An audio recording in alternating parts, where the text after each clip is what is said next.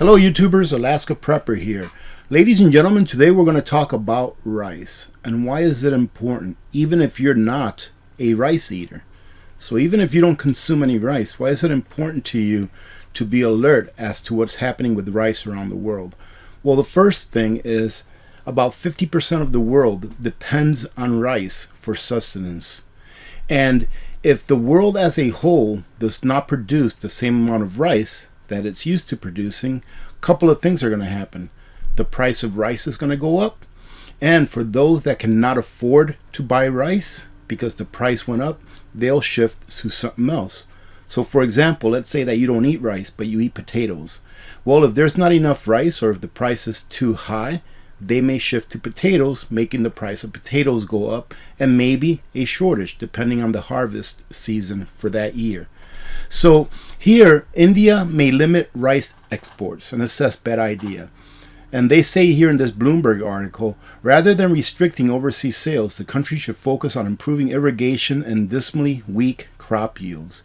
Well, before they can improve on the infrastructure that they depend on to grow their rice, what the Indian government is doing is they're looking after their people. They're looking at the numbers saying, hey, do we have enough rice?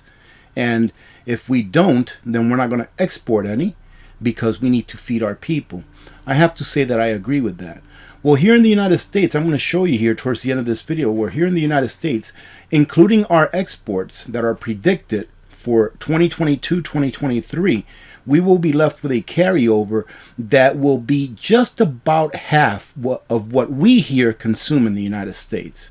Meaning that if you consume rice, or even if you consume potatoes, because if there's not enough rice, for whatever reason, we may have a failed harvest, we may have a year without a summer, that's happened before, where the weather conditions are so bad, where almost all harvests fail around the world. And yes, it hasn't happened in your lifetime, but it doesn't mean that it cannot. And that's why we prepare for those things that we cannot control. Right? So it can happen, and it's something that we should be prepared for. In addition to that, just prepping now is going to, in my opinion, insulate you from having to pay higher prices later on, because prices are only going up. So there's several countries around the world that are stopping the export of rice along with other grains, and India is just one of them.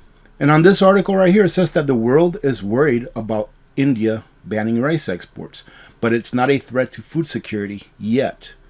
That's the word that you need to look at, yet. On this article here that I came across, Russia to ban rice exports until the end of the year from July. So they're not exporting any rice either. It's a good thing that here in the United States that we have a decent crop yield this year. However, we are deciding as a nation to export a lot of what we could be using to carry us over to ensure that we have at least a 1-year supply on hand. Now, when I looked at this article here, Vietnam 2022 rice exports to rise 6.3 to 6.5 million tons, I was like, wait a minute. I thought that they weren't really doing all that great with rice. But ladies and gentlemen, money talks. You see, earlier on in the year, I believe I did a video about Vietnam stopping its rice exports because they may not have exactly what they need in order to feed their country. But here you can see that Vietnam and Thailand cooperate to boost rice prices in global market. So as I've been stating lately, get used to higher prices in rice as well, along with everything else. Now bear with me here because I'm going to try to show you how it is that the United States, for those of you that live here in the United States, is going to end up having a carryover. And for those of you that don't know what a carryover is, it's the amount of product, be it rice, be it wheat berries, be it corn, be it anything, right, that they have left over after they've used what they're going to use for that year. So here in the USDA's website, it says that U.S. rice production for 2022 and 23 forecast is raised to 176 million CWT, right? And we'll go over what CWT is converted into tons, right? It says there were 2 supply side revisions this month to the U.S. all rice for 22 and 23 balance sheet. The first carry-in was lowered by 0.5 million CWT, and we'll go over what CWT is, to 41.5 due to smaller amount of imports in 2021-2022. All right. The second is the 22-23 crop here in the U.S. that is forecasted to rise by about 1.5 million CWT to 176.0 million based on a higher reported yield. So on the 2022 and 23 use side, there was a 2 million CW2 switch from rough rice to milled rice exports, which totaled exports remaining forecast at 79 million CWT. So we are going to export 79 million CWT out of the 176 million that we are producing. All right. So what that says is that we are going to be left over with about 97 million CWT, right, for the year of 2023. So what's our carryover going to be? Well, first, let's figure out how much rice we consume in the United States, all right, altogether, and then we can figure out what our carryover is going to be. So here in the United States, it shows that we consumed last year, or this year, 2021, 2022, we consumed roughly 4.620, metric tons. So it's 4.620 million metric tons is what we consumed in the United States last year and this year put together. As you can see in 2021, 2021 was a little bit more. But let's go ahead and keep it at about 4.62 million. Now let's go back to this page showing that we're going to have about 97 million CWT left over for us here in the United States after we export. So now we're going to go ahead and convert those numbers.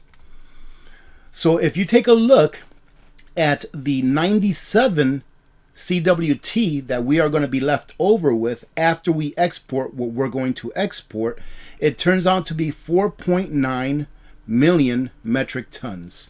Right? So 4.9 million metric tons is what we're going to have left over.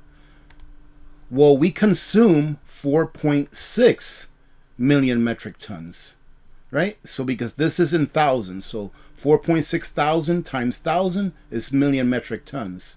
So we are going to have really a carryover that is very dismal compared to what we consume because of our exports.